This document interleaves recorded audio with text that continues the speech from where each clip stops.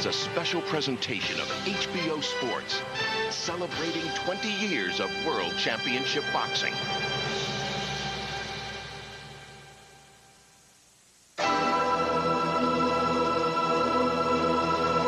Fraser seems to be hurt. He's been rocked.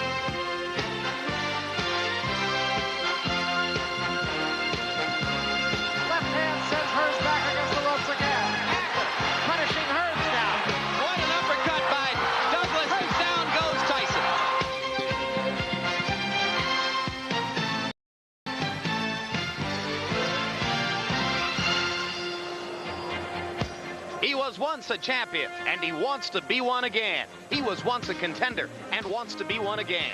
One represents the past. The other looks to the future. His days may be numbered. His may yet be full of promise. Both share a common dream. And so tonight, in a heavyweight doubleheader, we inaugurate the third decade of World Championship Boxing on HBO. As George Foreman faces Pierre Kutzer, and Tommy Morrison takes on Carl the Truth Williams.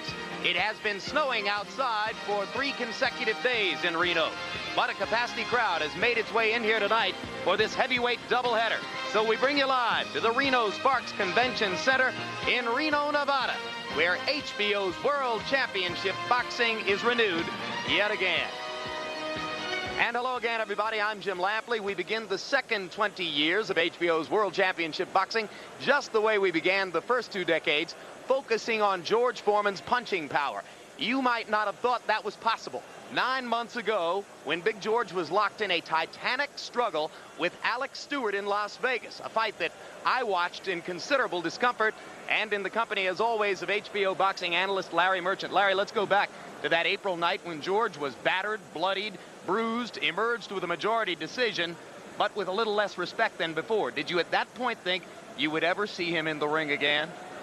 Well, he looked after that fight like a Picasso portrait with his features rearranged all over his head, and I didn't know what to think. I was afraid I wouldn't even see him outside the ring again. And like a lot of fans, I started to think to myself, George, you've thrilled us. You've been great. You've inspired us. You've entertained us. But now, please, isn't it time to go back to the old fishing hole before you seriously get hurt? But George is George, and here in the last few weeks alone, he's taped a TV pilot show. He's gotten himself in reasonable shape. He looks adorable again, and he celebrated his 44th birthday. He's just 2 years younger than our next president. It just all reminds me never to underestimate the power of George or the money that he generates. So George is still younger than Clinton. Have we ever had a star-quality boxer, just as a footnote, who was older than the sitting president? Archie Moore. Archie Moore. A little bit older than John F. Kennedy. He was still going strong. But Archie, like George, was young at heart. And now we turn to another man who shares the same distinction. Our third ringside voice, in place of George, who's fighting in the ring tonight, of course, Gil Clancy, recently announced for induction this summer into the Boxing Hall of Fame. Congratulations, Gil. Thank you, Jim. Before we get to the business of Foreman and Kutzer, another heavyweight matchup between the powerful slugger Tommy Morrison and the stylish boxer Carl the Truth Williams. How do you see that fight? Well, Williams is a good boxer with a solid left jab, but the counter for a jab is a left hook, and Williams has a tendency to drop that right hand. If Morrison nails him with that left hook, could be a short night. Realistically, can Tommy Morrison become a heavyweight championship contender fighting people like Carl Williams? Absolutely. If he knocks out Carl Williams spectacularly, he could get a title shot, maybe in his next fight. It's entirely possible, and Gil's right about that. Every time Tommy Morrison goes into the ring, he continues his singular war for legitimacy as a contender. This might be one of his best chances yet to earn respect.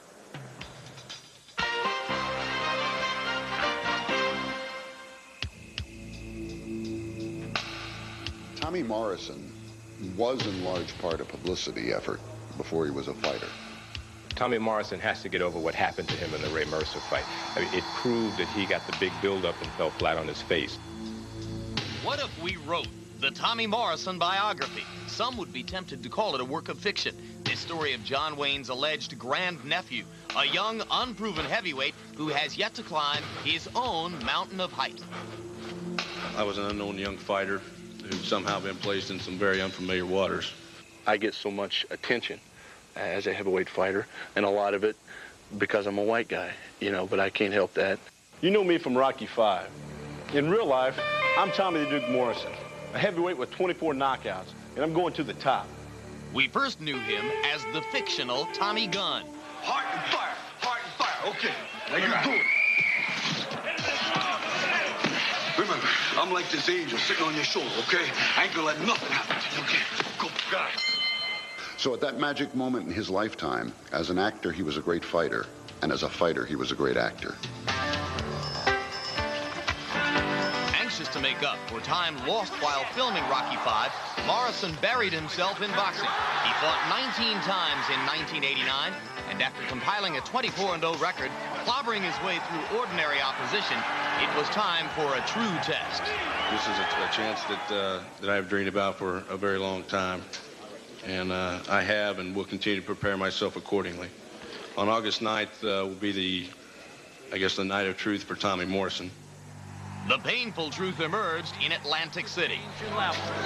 Relax, recover. Keep it close. You got to change your levels. You got to follow up with your punches. When I was in the corner with the Mercer fight, the thing that I remember most of was realizing around the third round that we were starting to get in trouble, because Tommy was unable to relax enough to be efficient in his punches. My decision was to push forward and try and knock Mercer out.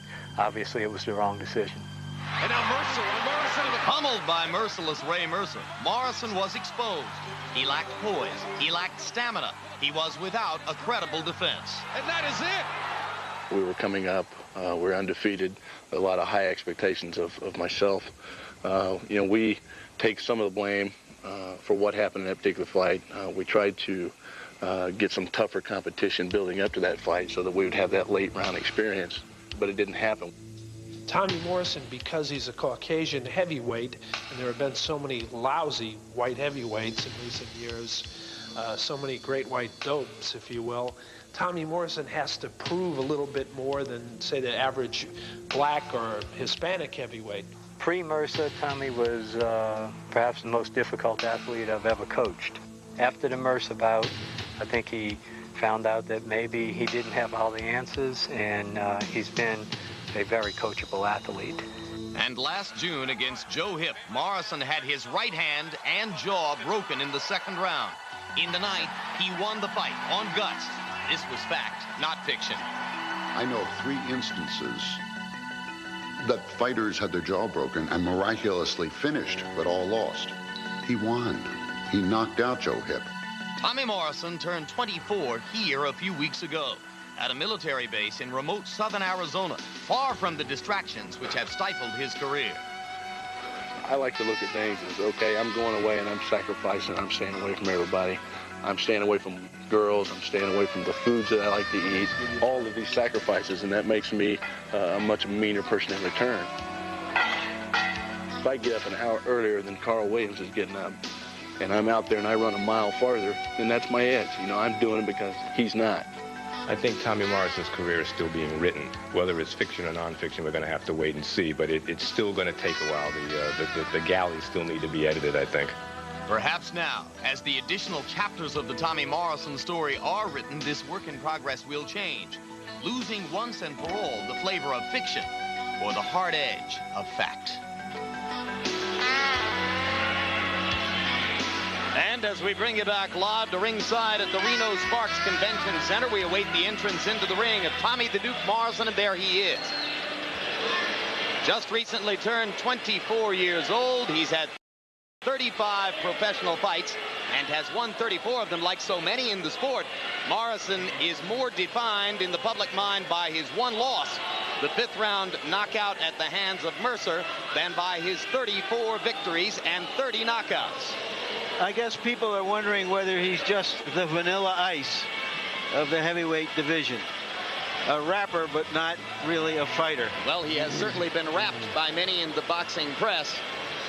And right now, let's take a look at his opponent in this fight, Carl "The Truth" Williams. You may remember his 2 previous title shots, 1985 against Larry Holmes, and he gave Holmes a lot of difficulty in losing a close 15-round decision.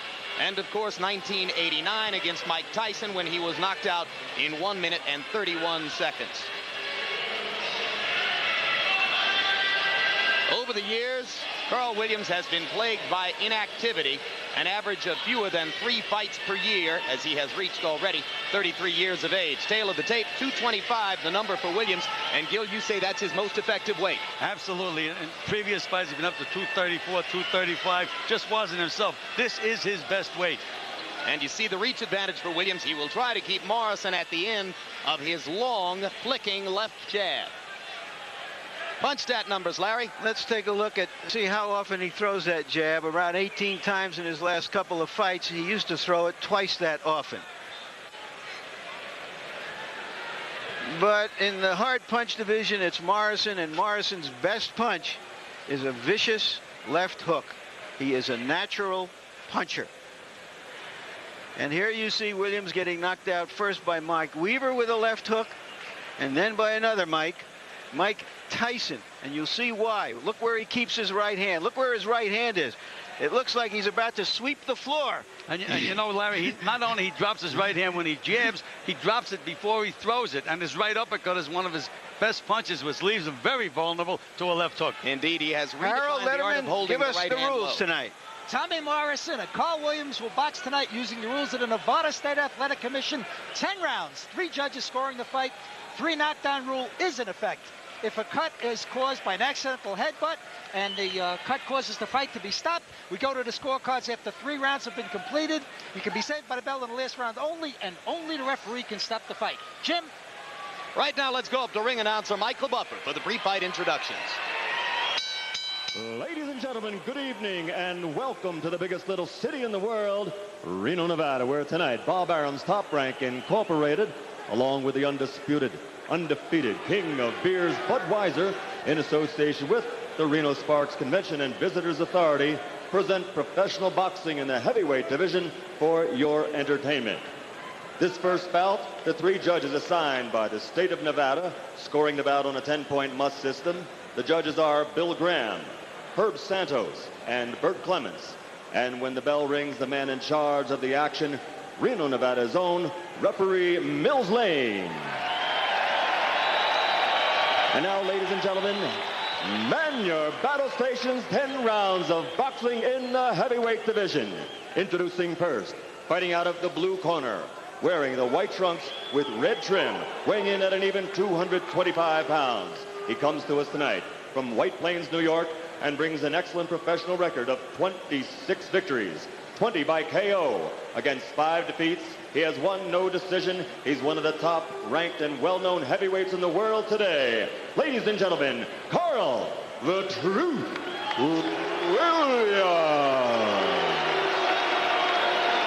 And his opponent across the ring, fighting out of the red corner, wearing the red and black stars and stripes trim, weighing in at 228 pounds, fighting out of Kansas City, ranked number 6 in the world by the International Boxing Federation with an outstanding record of 34 victories, 30 by KO, only 1 defeat.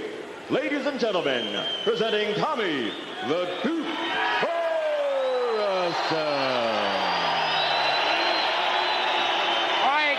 All right, look here. If he goes right here, I'm not going to call it low. If he goes right there, I'm not going to call it low. Okay, we've already had your instruction in the dressing room. Expect a tough, clean fight. Protect yourself. Wait a minute, come back here. Come back here. Bring him back. Bring him back. Now look, protect yourself at all times. Any questions here? Any questions here? Let's get it on. The only question here is whether Williams can keep his left hand out and his right hand up and make a real fight of it. That is the key, and I noticed that Williams' trunks are a little high. If I was in Morrison's corner, they'd be down by his navel where they belong. Tommy has inaugurated the popular art of bicycle shorts under his boxing trunks.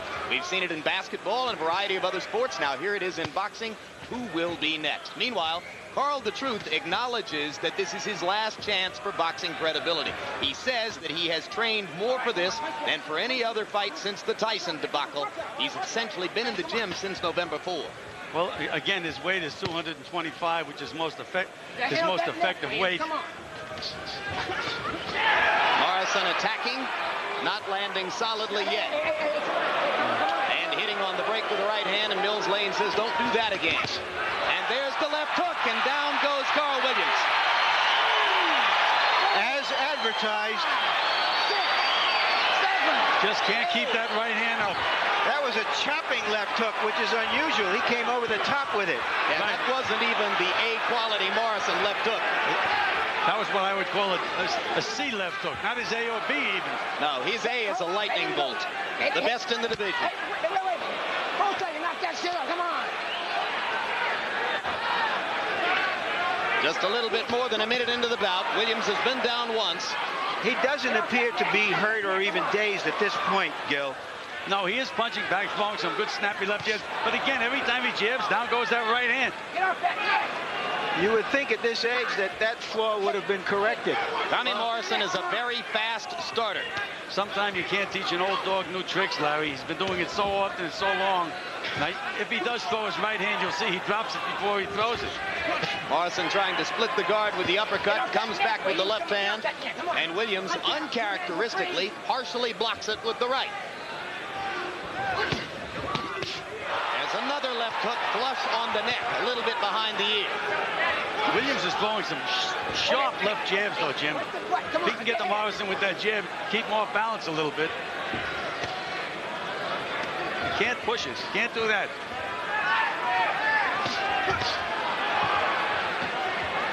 Williams says that he's learned to shorten up his punches since the Tyson fight.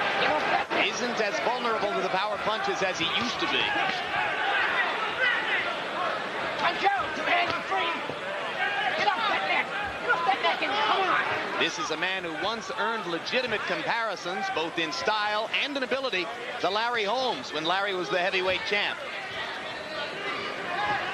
But that was 8 years ago.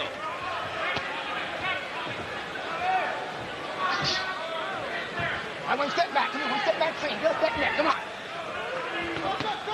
Right hand by Williams is solid on Tommy Morrison's cheek. And Morrison lands another left hook, and Carl will be wobbling a little bit as round one comes to a close.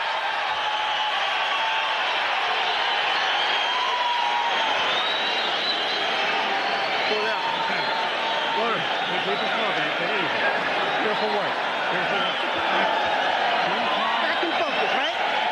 Listen to me. I want to see that jab. Keep him out in the center of that ring. You understand me? Okay? If he gets past your jab, you make him pay the price with the right hand. You understand me? Let's take a look at a knockdown. Actually, Williams was more hurt at the end of the round than he was on this knockdown. That landed high on the head, stunned him early in the round. And what happened?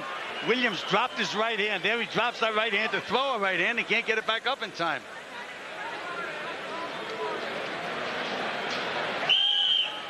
There again, you see where that right hand is down around his chest. Somebody once said that the reason he hasn't been able to correct that fault is that his trainers couldn't teach a goat to eat a tin can. That sounds pretty good to me. But you know, this is, believe it or not, this is a good Williams. He's got plenty of snap in his punches. Well, he's got a different trainer now than the man who carried him through most of his career. Williams was the beneficiary of the architecture of the late Carmine Graziano. Now John Davenport is his trainer. He tried to throw the jab in round one, threw 21 of them by punch count numbers, but only landed 4. Just landed a good left jab while he was reading those statistics, Jim. Get off that net, Williams. Well, I got to quit reading statistics, don't I? You got 2 hands free. Punch out there. Punch out. Get off that net. Mills Lane, feisty as always in his referee role. And Williams is doing exactly what he told us he was going to try to do. Tie Tommy Morrison up on the inside, kill the clock, and get him into the later rounds. Good idea. Morrison has yet to prove that he can be effective in the late rounds, although he did come back to win the fight against Joe Hipp when he was in serious trouble with a broken jaw and a broken hand. One thing I noticed, Gil, is that he seems to be correcting the problem he had of putting too much out early in the fight. He's a little bit more relaxed than we've seen him before, Morrison. Well, that is correct. And you know, a lot of people have said, well, he wasn't in condition, he got tired. The main reason that fighters get tired is because they're not relaxed. They're too tight. Much like George Foreman in his first career. The first George Foreman, right. George Foreman won. So maybe Morrison should take 10 years off. Good solid punches by Carl Williams, especially that left hook to the body. All right. If Morrison has a stamina problem, that left hook in the body is certainly going to help Williams. Morrison missing with the left hook. Williams tightening up again a little bit inside. Both fighters seem to be getting a little bit of a breather through the second minute of round number 2. Carl Williams holding Morrison behind the head and banging him with the right hand. And Mills Lane says he can't do that.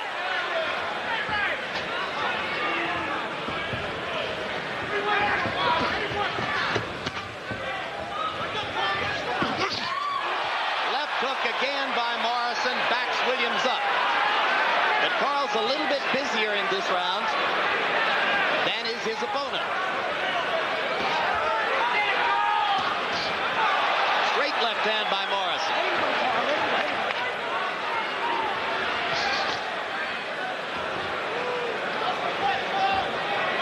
Neither man going to the body much yet, and since Carl Williams is tall and rangy, maybe that would be a good idea for Tommy Morrison to go to the body.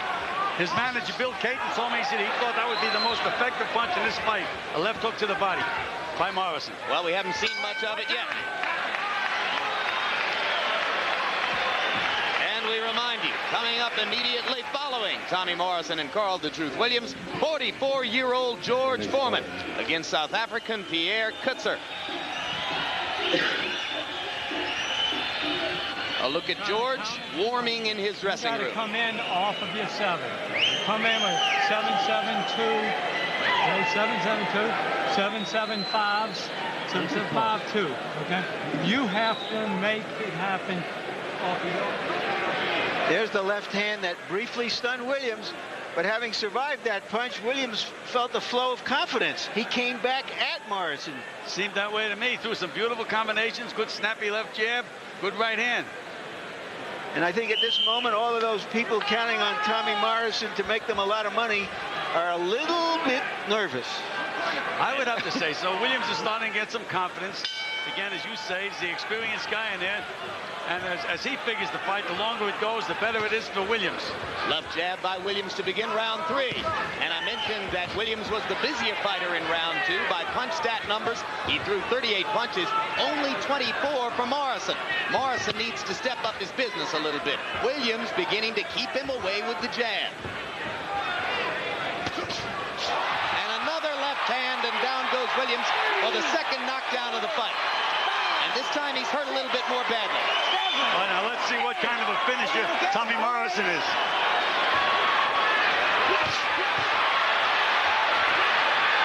Long way to go in round 3. 3 knockdown rule is in effect.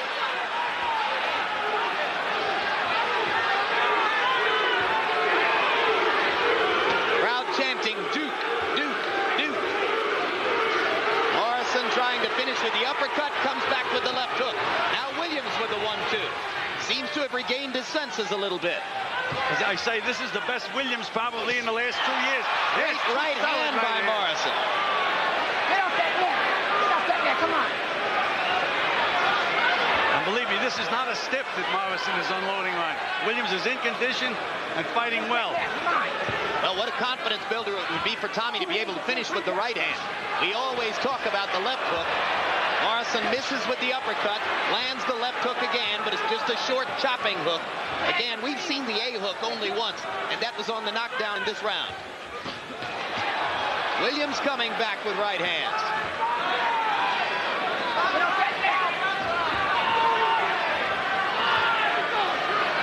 Still plenty of time in the round. And there's that left hook and right hand.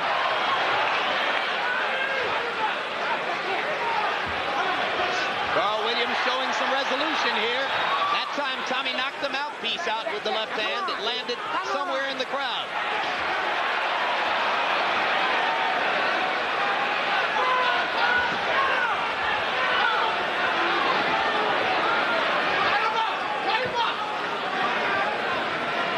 Carl Williams trying to prove to Morrison that he's still there.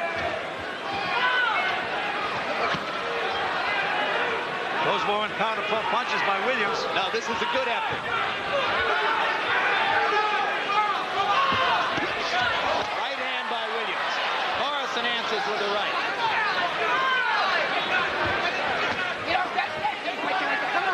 Carl Williams knows well that this is his last chance to retain credibility in the division.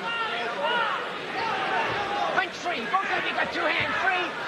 Punch out of there. You got 2 hands free. Work all that punch. Carl Williams makes it out of round 3.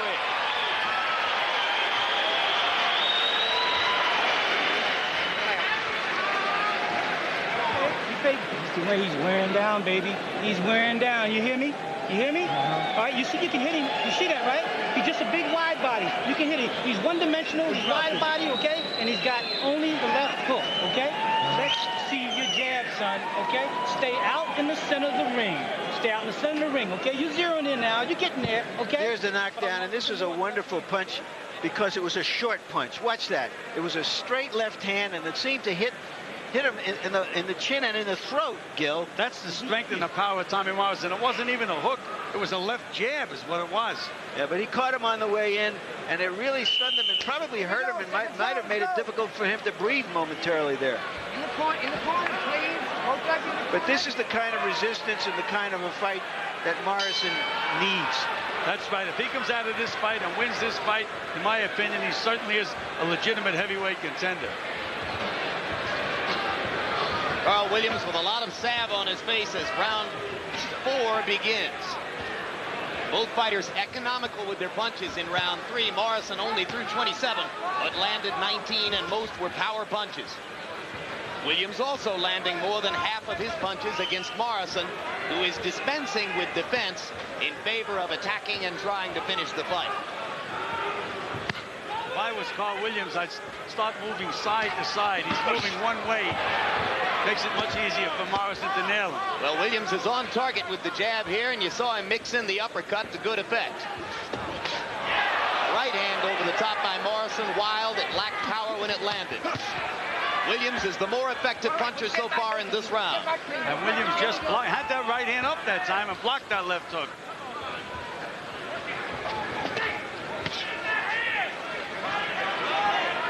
All right, 2 hands are free. Both of you can punch out of there. Come on, punch out.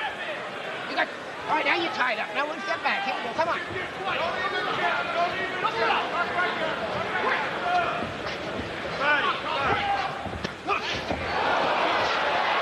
There was the A hook, but it missed, Jim. Yep. And Williams is dishing out some punishment to Morrison, especially some good body shots. Yeah, this has been Williams' best round by far. You heard trainer John Davenport telling him that he ought to gain confidence from the fact that he hasn't been knocked out of there yet, saying Tommy is one-dimensional, left hook only. Tommy Morrison's mouth is wide open now, Jim, and it's early in the fight. There's that right hand. Slashing right hand over the top, almost knocked Williams' mouthpiece out. You saw Carl reach up with the right glove to put the mouthpiece back in place. And Williams comes back punching again. Now Morrison tries to go to the body.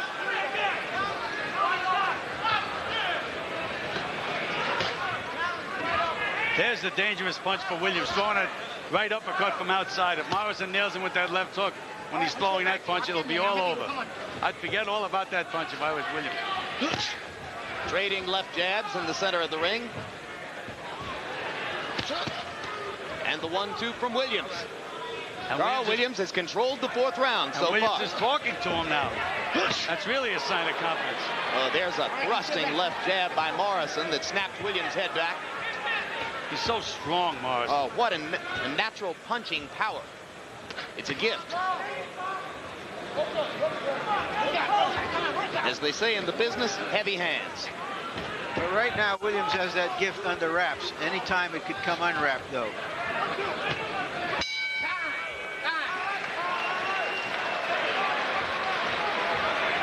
We've already told you that Pierre Kutzer and George Foreman are coming along next. In between bouts, we will have our first live on-air interview with Riddick Bowe since the night that he won the heavyweight championship against Evander Holyfield. Subjects for discussion: Bowe's future, the long-term future of the heavyweight division, and his upcoming bout on February 6th in New York against Michael Dokes.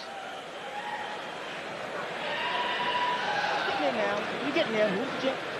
He's lifting his hand up real high because he's expecting the hook to the head. You got to go low on him, okay? Harold Letterman, how do you see the fight to this date? Larry, 3 rounds to 1, 39-35, Tommy Morrison. I think he's landing a better power shots, and certainly you had to give him an extra point in rounds 1 and rounds 3 for the knockdown. 2 clean knockdowns, definitely 2 10-8 rounds. I have him ahead 2 10-8 rounds, but I also have Williams with 2 10-9 rounds. And Larry, I have the fight scored exactly the same as you. In round 4, Tommy Morrison only threw 18 punches. Let's see if he was resting and saving up some energy from round 5. Or is Tommy Morrison already wearing down?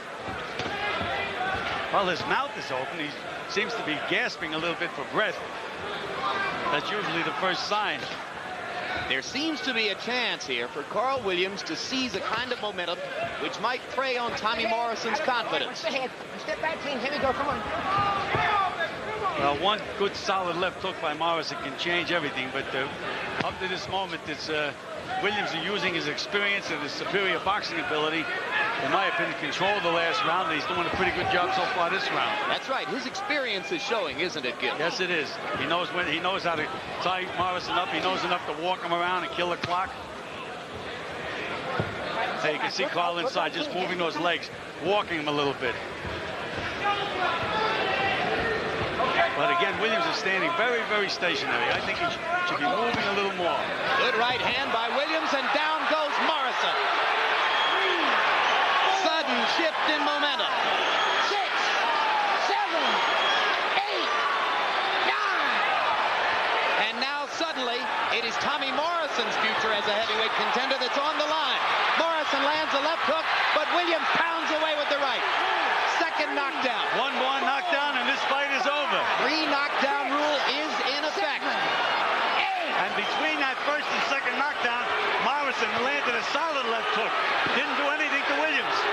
No, Carl's adrenaline is going now. He's got a chance to win the fight. Morrison not punching back.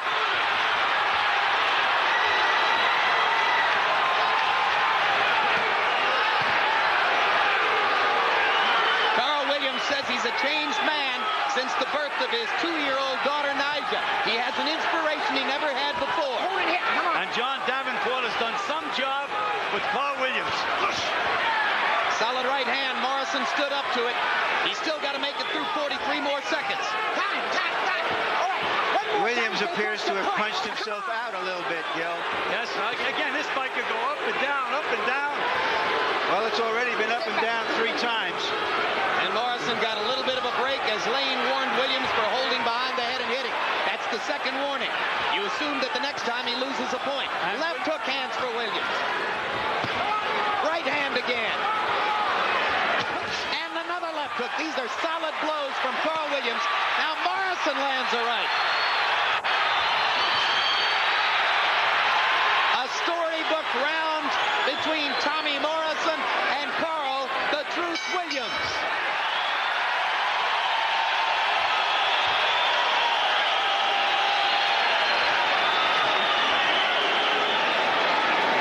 And keep it close. All right. Let's go. We got to get tough here. Keep your mouth closed. You hear me? Mouth closed. All we did, we got a little careless because you let him inside your range and you wasn't throwing. The 7. All right, let's run through those 2 knockdowns again. Tommy Morrison was, of course, in Rocky V, and this turned out to be a round out of a movie. It was a Rocky 5th round. And it was a Rocky 5th round. Thank you very much. You saw me and raised me, Jim. Here's the second knockdown. A good uppercut. To his credit, Morrison was able to stay through a half a round without getting knocked down again. But in the last 2 rounds combined, he's only thrown 35 punches. Has Tommy Morrison already run out of gas? Has the stamina bugaboo come back to haunt him again? Is Carl "The Truth" Williams on the verge of a miracle comeback? Well, round 6 begins. I had mentioned in the beginning of the round that Tommy Morrison had his mouth wide open, which is an indication of fatigue. As soon as he got back to his corner, they told him, keep your mouth closed. You know, it's another way you get broken jaws, which he got against Joe Hipp. You get hit with that mouth open and that jaw can go. Is it also a signal to your opponent, Gil? Yes, of course. He sees you wearing down, gives him confidence. Exactly, and you could see Williams' conference surging even before the knockdown. Now the 2 fighters trade jabs to begin round number 6. Left hook and a left hook to the body by Carl Williams. All right, gentlemen, 1 step back, clean. Here we go. 1 step back. Here we go. 2 right hands by Williams. Question, gentlemen, if Carl Williams knocks out Tommy Morrison, is he again a heavyweight title contender? In the present scenario of heavyweight championship boxing with 2 heavyweights, everybody is a contender who wins a fight. Well, unfortunately, I think that if Carl Williams wins the fight, instead of giving him the credit, they'll say that Tommy Williams was a much publicized guy that just didn't have it. Good point. There's that left hook again. The A hook missed again. And Williams is a little tired. This is a grueling fight, and both guys have had something taken out of them. And it's very hot in here. The lights have been on for a long time. It is hot in this arena. And that should benefit the younger man, except Williams' Except that stamina is his chronic problem. And Williams, with the experience, has been this route many times. And Carl's a relaxed fighter who paces himself pretty well. Remember, he went 15 rounds with Larry Holmes.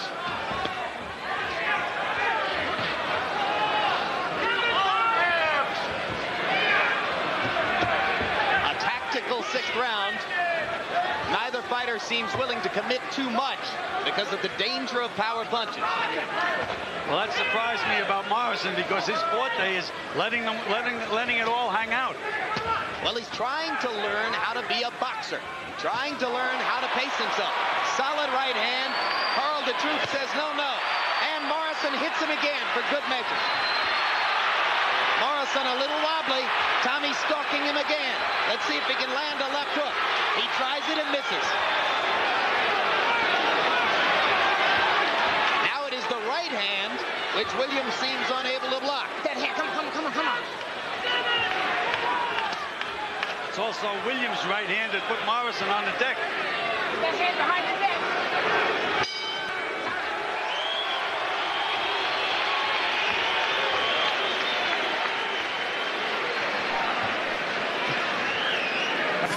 round. We keep it slow. We're getting the second round now. You're hurting towards the end of that round, but you're still vulnerable to a right hand because you won't throw your 7. I need you to throw your 7. Pump that 7, move in off of it. Fire your right hand. Want that jab working overtime. Come on with the mouthpiece. We okay. Gil, we've had a lot of interpreters here when we've had foreign fighters. What's a 7? Can you interpret that? Well, what's Morrison not doing? That's the old customado theory, which I certainly never approved of. He says, all right, throw a 4-6-2, as if the other guy's going to just move out of the way and let you throw that combination. It just doesn't. I don't think that's a good way to train a fighter, to tell you the truth. Well, I think a 7 is a jab because he just threw 2 jabs. No, the 7 I think is the right hand. I'm sorry about that. Tommy Morrison continues to struggle to be active. Only threw 25 punches in round 6. He is setting up a potential 10-round decision victory for Carl the Truth Williams. And Williams just threw a beautiful 1-2. There's that left hook. And it was set up by a right hand to the body, Gil. That's putting your punches together. I think if Tommy goes to the body, he'll have a chance to knock Carl Williams out. Well, he has a chance, Jim, anytime during this fight. Remember Joe Hip looked like he was out of gas, looked like the fight was like Hip was going to take over in one punch, and he put Hip out. He's got that strength and power. Williams can't get careless for a second. Well, I don't think Carl will. I think Carl has learned a lot. If he loses, it's not going to be because of carelessness. It will be because of Morrison's exceptional punching power. I understand that. They're both sides. Okay, come on. Right. Here we go. I thought Williams did the right thing. Morrison hit him on the break, so he hit Morrison back. You hit me, I hit you. And Mills Lane says 2 wrongs don't make a right. Come on. All right, let's step back. In boxing, they often do. Williams is not using his left jab as much as he had been earlier. Now, there you go. Must have listened to me a little bit, Jim. You've got a pipeline to him, Gil. Again, I'd like to see Williams moving a little bit more to his right. That takes the power away from that left hook of Morrison. All right, you want to see Williams throwing the left jab. I want Morrison to go to the body. Let's see which fighter listens better. It is Carl Williams for the moment.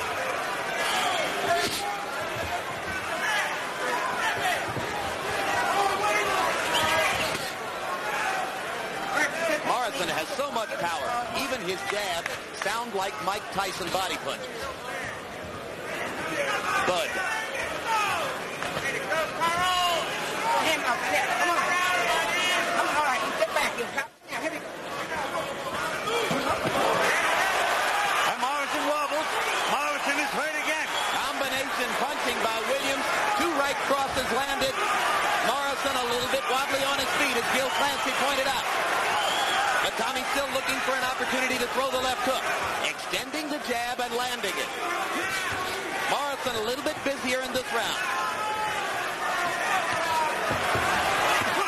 Right hand again by Williams. There's a loose thread on Tommy Morrison's glove. Let's see if Mills Lane is going to stop it. Nope, it fell away. And Williams is scoring points with that left jab. Now, if it becomes a tactical boxing match, that is all to Carl Williams' advantage. But it's more than tactical, Jim. These guys are really hitting each other with a lot of hard stuff. And whatever number 7 is, Tommy Morrison still isn't throwing it. No, he certainly isn't. Well, if he is, Williams hears what they're talking about. He knows what 7 is, and he wants his output. Right hand. You hear me? Right hand. Or if he's throwing it, he's not throwing it with the 4 and the 2 enough. Coming up. Harold Letterman, after 7 rounds, how do you score it? Hey, Larry, let me tell you, the scoring in this fight is about as interesting as you can get. I got it 4 rounds to 3, 65-64, Tommy Morrison. Now, I'm going for the power puncher over the boxer. I'll tell you the honest to God truth. I thought Tommy Morrison pulled out a very close 6th round because of the fact that he landed a power shot, but a 10-7 round for Williams in round 5. As close as you can get right now. Well, I have it 4-3 for Williams. And I'm trying to figure this weird scoring out. I guess it's even on my card because Morrison's got 2 2-point rounds and Williams has a 3-point round, so the points are even after 7. And calculators will be issued to the judges. How do you have it, Gil? I have it exactly the same as Larry. I have the fight dead even going into the 8th round. So that we're screwed up on number 7 just as much as Morrison is. Everybody else, right? Now, this is where Williams said he wanted to get the fight into the later rounds. Let's see if he analyzed the fight correctly. He has succeeded in that regard. There was 7, Larry. I think that was 7. Yeah, but Carl Williams is throwing 2, 4, and 5 in return and landing them. I think that makes sense because 7 is the right hand, and if you throw some rights, maybe he won't be so eager to throw his left. I'm not sure either. Come on, one step back. Come on. Here we go. One step back. Here we go. Morrison looks like he's got a second wind. He looks a little bit livelier right now than he had in the previous 2 rounds. Well, maybe he knows that he has to get busier. He was dreadfully short of punches during the middle rounds, and that helps to give Williams the confidence to come back from his earlier deficit. You can just see Williams' experience on the inside. Morrison tries to rough him up, gives it right back to him. Tommy Morrison knocked Carl Williams down in the 1st and 3rd rounds. Williams knocked Morrison down twice in the 5th round. An unintentional butt. An unintentional butt. Okay, here we go. Mills Lane was saying that was an unintentional butt, and there is blood coming from the top of the forehead of Morrison. That's right. There's the left hook.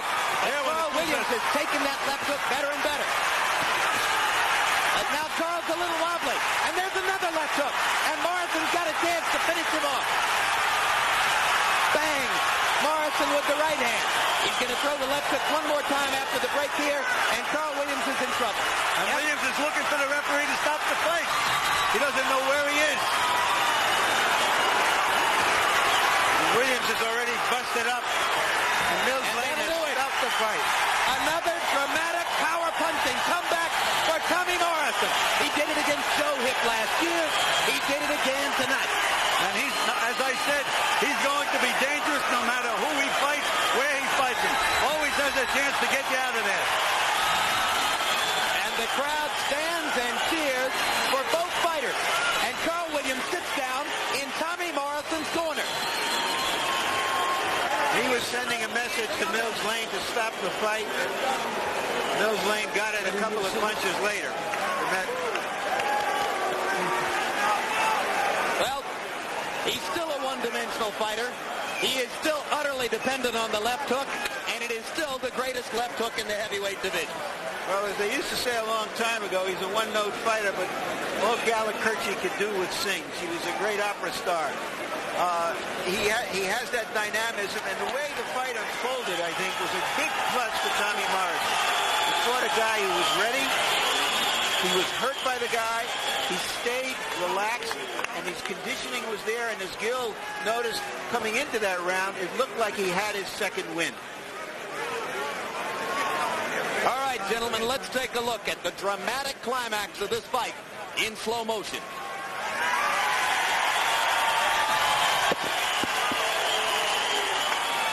There's the first left hook, and that's the one that put Carl Williams on Queer Street.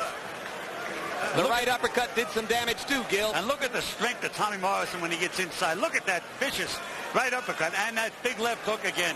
How Williams took that punishment, I'll never tell you. So now that was 2 left hooks, and then the right and the left.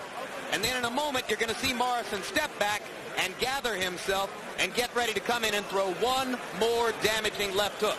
That's the point at which Williams looked at Mills Lane as if to say, when are you going to stop it? Now here's regular speed, Gil. Let's take a look. And there's that big left hook. Again, we mentioned one left hook by Morrison can change anything around. And you can just look at the strength that he has on the inside. And again, he didn't look like a tired fighter right there, Jim. Gil, Tommy Morrison came in weighing. Oh, here he comes. He was getting ready to throw that last left hook there against a virtually defenseless Williams. That one was tough to watch. He came in weighing nearly 230 pounds. How many guys that big have you ever seen who are as quick with the left hook as Tommy Morrison? Well, you know, that is a good question. I mean, probably the only other guy I've seen is Mike Tyson. And Mike Tyson's hook is not as short as Tommy Morrison's. Well, right now, let's go up to ring announcer Michael Buffer for the official particulars on the Morrison knockout. Ladies and gentlemen, referee Mills Lane steps in to stop the bout at 2 minutes, 10 seconds of round number 8. The winner by TKO victory, Tommy the Duke Morrison.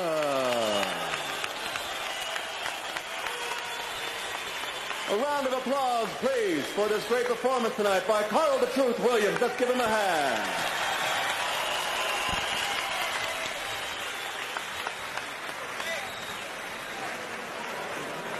They are still milling in the ring. Carl the Truth Williams, interestingly, is still standing in Morrison's corner as we look at final punch stat numbers, and you can see the woeful punch output by Morrison. 196 punches thrown, but he landed 114 of them, and most of them were power shots. As you can see there, Morrison landed more than half his jabs. Williams had a good plan and executed it, throwing a large number of jabs, or at least more than he's been throwing in recent fights. But in the end, he simply couldn't keep Morrison away long enough. And right now, let's go up to Larry Merchant with the winner. Okay, Tommy, what did you like best about this fight besides winning it? Well, the best thing that, I feel we got as a team is experience. Someone like Carl the Truth Williams has been there with just about everybody. And, students like that have a lot to offer to young studs like me. You knock him down in the first minute of the fight. You knock him down against in the third fight. You knew that he's vulnerable to the left hook. Do you think it was going to be easy after that? No, I knew that this is a cagey guy. He's been around for a long while. He come out there, I think, with his right hand taped to the side of his head, looking for the left hook. So at a young stage, which we're in, we tend to, each and every day, we try to add more to our arsenal, because as you rise in competition, you've only got to add more tools to your arsenal. I feel that we did that today. Fifth round, maybe your worst round since the Mercer fight. You're down twice. What do you recall about that? Take a look right here at the monitor. I remember getting knocked down twice. I think staying in the middle a little bit too long. And, it was a kind of delayed action shot. But, we been in there in the gym. We're doing a lot of hard work, and the harder you work, the harder it is to quit.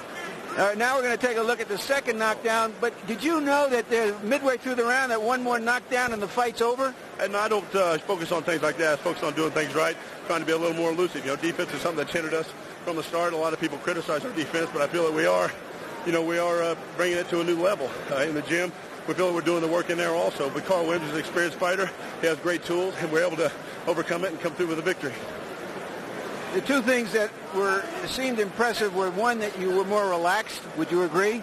Definitely. That's something that we've been focusing on quite a bit. As you go on around, you got to learn to relax, and that's something that I think George Foreman suffered from early in his career. And it's something that, as a matter of fact, I talked with George Foreman after the Mercer bout, and he offered some advice, and since then we've made some very positive strides. We were a little too relaxed. And maybe as your trainer is saying here, you were too relaxed. But the other thing was that you were in condition enough to see it seemed like to get a second win late in the fight. Well, that's something that we also been working on. Prior to the Mercer bout, we were used to going out and knocking guys out. But as you're rising, and in rising rounds, you certainly rise in competition also. That's something that we definitely have learned. You got to relax and get to know your body. And I feel that we've done that over the last year and a half. And, it's coming to the top of the water. One more question about the fight. Your trainer was yelling that you weren't throwing number 7. What is number 7? Well, 7 is the referee. No, 7 is a jab, and that's something we try to work everything off the jab. It's the same number system that, Mike Tyson used already in his career. At this time, I'd like to say hello to Jay Dragon, who's over in the war. Okay, let me ask you now. You are contracted to fight George Foreman if he wins the next fight. Do you want that fight? Do you think you're ready for a championship fight? Well, I think boxing, first of all, is a sort of sport that you never stop learning. When you go in there and you start to think that you know everything, it's usually the beginning of the end. I think that's a prime example of some of what happened to Mike Tyson. We've got a lot to learn. We're young. We have a lot of time to do it. We're looking forward to the challenges ahead. So what is the answer to the question? You want to fight Foreman? Not only yes, but hell yes. All right, and what about, from what you're saying also, you indicate to me that you think you would rather be better schooled and wait a while so that you can not only get a championship fight, but that you can win a championship. Right, that's something that's very important to all of us as a team, and we wouldn't be here if we didn't think that we're very capable of doing just that. We're looking forward to some of the challenges of boxing is a sport. You never stop learning. You got to keep learning. And someone like George, someone like Carl Williams is where you pick up that experience. I'm looking forward to what lays ahead. Thank you, Tommy. Congratulations again. And back to you, Gil and Jim. All right, thank you very much, Larry. Fascinating fact Prior to his last 3 bouts, Tommy Morrison had never scored a knockout beyond the 5th round. He knocks out Joe Hipp in the 9th round when he was in serious trouble. Then after a fight against Marshall Tillman, here he is behind on 2 scorecards after 7 rounds, as it turns out. And again, he turns the tide around and wins again with the 8th round TKO. Gil, there's good news and bad news. The good news, the comeback and the punching power. The bad news, he was again taken to school by a superior technical boxer. What should be most remembered about what happened to Tommy tonight? Well, you have to remember, you improve as a fighter when you fight experienced fighters. He learned a lot in that ring tonight. He learned more than he can learn for a month in the gymnasium. It's going to make him a better fighter. We noticed he got his second win at the beginning of the 8th round, I should say. He was more relaxed. He didn't throw as many wild punches. And again, he got the final result. Do you think either heavyweight champion, Riddick Bowe or Lennox Lewis, would want to see a puncher like Tommy Morrison coming? Well, if they could fight somebody else, I think they'd prefer to do it because, as I've mentioned before, Tommy Morrison has a chance to knock anybody out if he hits them right. All right, Larry Merchant, your final thoughts on this marvelous punching spectacle. Yeah, it was an outstanding heavyweight fight. And as I said before, Gil has said if he wins this fight, looks good, which he did, he is a heavyweight contender. And I think he is a heavyweight contender. I think his management has to make a decision. Do we want a contender, a guy who can get a championship fight? He can get a championship fight. He's a white heavyweight with a big punch and a big heart. If he wants to win the championship, become a champion someday, I think they've got to go a different route, take their time, and wait for a time when they're going to send him in there as the favorite to win the championship, not as the long shot to win. And how far away is that? Well, it's hard to say. It depends on who he fights next and how he looks against that guy and when he feels it. I would say I would wait until the Lewis and Bowe situation clarifies itself and then say, okay, now the winner's got me. All right. We had some spectacular entertainment. It wasn't just the first fight of the evening. It wasn't just the first fight of the year on HBO, but the beginning of a very busy month and a half of boxing here. Let's take a look at what's ahead. Brace yourself for a blizzard of big fights this winter on HBO. It'll be a stormy February 6th when the champion Riddick Bowe collides with Michael Dokes for the heavyweight championship. This will be war. Caution, in Bowe's first title defense, heavy blows could produce a drifting feeling. Then, on February 13th, James Lights Out Tony confronts Iran the Blade Barkley for the IBF super middleweight title. Barkley keeps coming. Warning, a flurry of punches could accompany some very flaky conditions. Tony knows he's got him in trouble. And on March 6th, Pernell Whitaker challenges WBC champion Buddy McGirt. What's he got to lose? In an eagerly awaited welterweight brawl. Beware, icy glass could result in several blackouts. Watch out when this blizzard hits. The big fights are brewing this winter on HBO. Just you wait. We bring it back live to Reno, and as you saw there, the next big night of boxing on HBO's World Championship Boxing, Riddick Bowe's first defense of his 2 World Heavyweight Championship belts, February 6th in New York City against Michael Dokes. Riddick is in training at Caesars Brookdale in the Pocono Mountains in Pennsylvania, from where he joins us now live for our very first conversation with the champ since he won the title from Evander Holyfield on November 13th. Welcome again, Riddick. How you doing? I'm doing pretty good, and you? All right, your thoughts about Tommy Morrison against Carl Williams? Well, I thought the fight was very exciting, but you got to keep in mind we had 2 limited guys in there, so therefore it was, rather exciting. Do you regard Tommy Morrison as a legitimate contender for a heavyweight title shot? I guess in due time, but right now he still has a lot to learn. Riddick, it's quite unusual for a man to win the championship, as you did in November, and come back in less than 3 months' time for your first defense. What's your motivation for wanting to fight Dokes as early as February 6th? Well, I'm yet young, and I figure, I still have a lot to learn myself, and there's no reason to procrastinate.